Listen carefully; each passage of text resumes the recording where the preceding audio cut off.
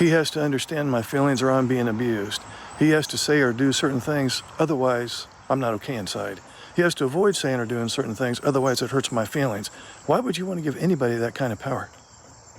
Hey, a quick message to the NT wives out there. You want to speak your autistic husband's love language? It's not going to be words of affirmation or acts of service or gifts or quality time or physical touch. Just stop pointing out what he's doing wrong. That's his love language. He would view that as a very loving thing to do. So with ASD, you have a lot of mind blindness, emotions blindness, executive function deficits, anxiety, sensory sensitivities, weak central coherence, problems with prediction, just to name a few. And so all that results in a lot of unpredictability in your life. And so what are you going to do if you have a lot of unpredictability? You're going to try to create as much predictability as possible. And one of the best ways to create predictability, if you live in a world of unpredictability, you're going to gravitate to your special interests and you're going to want to hyper-focus on that special interest for extended periods of time. Why? Because his special interest provides a lot of predictability. Unpredictability creates a ton of anxiety. In fact, it's one of the main reasons he's chronically anxious. And so his special interest is one thing that he can count on, one thing that never changes, one thing that is predictable, one thing that doesn't raise his anxiety. So it's not that he is purposely trying to avoid you, is that he's purposely trying to avoid unpredictability, and unfortunately you just happen to be one of those things that are highly unpredictable. Quick message to NT spouses. Think of your autistic husband as a battery, and he will only be able to engage in social activities that are laden with emotional intricacies for so long before his battery is dead. And how does he recharge his battery? He goes and engages in his special interest.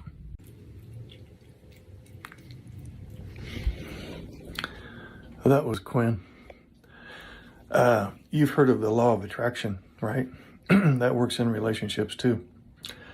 And so the more you observe what's going wrong, the more you think about what's going wrong, the more you talk about what's going wrong, the more you try to fix what's going wrong, the more you grow and attract what's going wrong. So we could say that if you believe in the law of attraction, which I do, and it works whether you believe it or not, and you're affected by it whether you believe it or not, then we could say that that's why you're having the level of difficulty that you're having, because it's become the number one focus. It's been a priority. What can we do instead? Flip it on its head. And that would be, I'm going to start observing the one or two things that are going right instead of the 99 things that are going wrong. I'm going to observe the things that are going right. I'm going to focus on those. I'm going to think about those. I'm going to talk about those. I'm going to mention those things when they occur and try to grow that. Try to attract that. Try to let that be the new focus. You are a creator. Whether you believe it or not, doesn't matter to me. You're creating anyway. Are you creating drama and chaos? Or are you creating harmony? Message to the NT wives out there. Your well-oiled, finely tuned, exceedingly intelligent emotional brain is your emotional guidance system. It is your guidance system. It helps you to understand how to process things. It helps you to understand what to say and do in certain situations. It helps you with your decision-making processes, just to name a few. Can you imagine not having that guidance system? I said, can you imagine not having that guidance system? The answer is no, you cannot. So, if you could, you would know what your autistic husband is going through. You're operating on all 8 cylinders with your emotional guidance system. He doesn't have 8 cylinders. The more you talk about the past, the more you preserve the past. The more you bring up the past, the more you relive the past. The more you think about, focus on, and feel the emotional pain of the past, the more you bring the past into the present moment. It's a very destructive cycle. I'm letting you off the hook for being responsible for my feelings. And I'm letting you off the hook for being responsible for my self-esteem. And I'm letting you off the hook for being responsible for how I download your behavior. In a sense, there's really two types of neurotypical wives. On the one hand, you have the wife who expects some end result, some completed task from her autistic husband before she's going to offer him any kind of words of appreciation or acknowledgement that he's doing something right. In other words, he has to follow through, and there needs to be some completion of some type of a social skill or some kind of a emotional reciprocity before she offers any words of encouragement to him, if she offers any words at all. And then on the other hand, you have the NT wife that rewards effort. In other words, she sees that he's at least trying, and maybe he hasn't quite accomplished the thing that she wants him to complete, but at least he's trying, and she appreciates that, and she says, hey, I notice that you're putting forth some effort, and I appreciate that.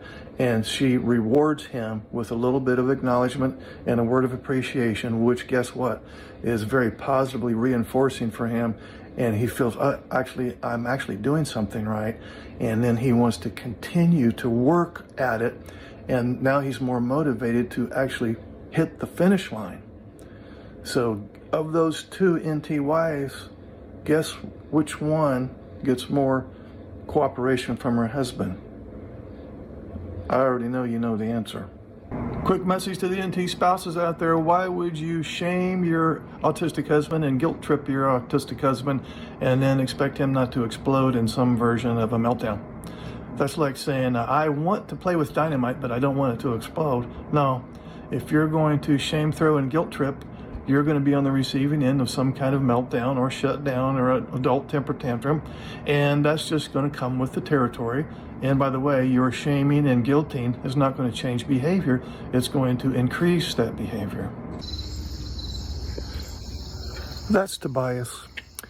You can make a point or you can keep the peace, but you can't do both, not at the same time. You might think, well, we should be able to make a point and keep the peace at the same time. Hasn't worked that way for the last 10 years. What makes you think it's going to work that way later this afternoon? You can do one or the other. You can't do both. I'm not suggesting which one to do. You decide what's best for you in the moment. But if you make a point, you're sacrificing the peace. And if you opt to keep the peace, you may very well be sacrificing an opportunity to make a point. You pick your choice. But if you decide to make a point, don't bitch about the fact that there's no peace. Quick message to the NT spouses out there. You can't demand that your autistic husband understand your feelings, because that demanding doesn't help him establish understanding. It doesn't fix the problem. It just puts more pressure on him, which will muddy the waters. You can't demand that he provides you with emotional reciprocity. You can't demand that he loves you. Why not? Because demanding is a very unloving thing, and you can't expect loving things in return when you're doing unloving things. You can't insist on empathy when you're being insensitive to his traits. You can't insist on him being a mature adult when you're being parental. It simply doesn't work like that. So, long story short, you will have to exhibit the behavior that you want to see. I'm sorry. I know the NTs are thinking, oh, so the ball's back in my court again, huh? I'm the one that has to do the work. Yeah. You will only get what you want when you offer the words that you want to hear, the behavior that you want to see. That's the way the universe works. I'm not saying it's good, bad, right, or wrong, fair, or unfair. At some level, it does seem unfortunate that it works like that, but that's the way it is. Hey guys, this is Mark. Click on the join button underneath any of my videos, then click on members only videos, and then click on join. And for $9.99 a month, you'll have access to members only videos, which are excerpts from previous workshops I've conducted for NT partners, ASD partners, and the neurodiverse couple. New videos will be uploaded weekly.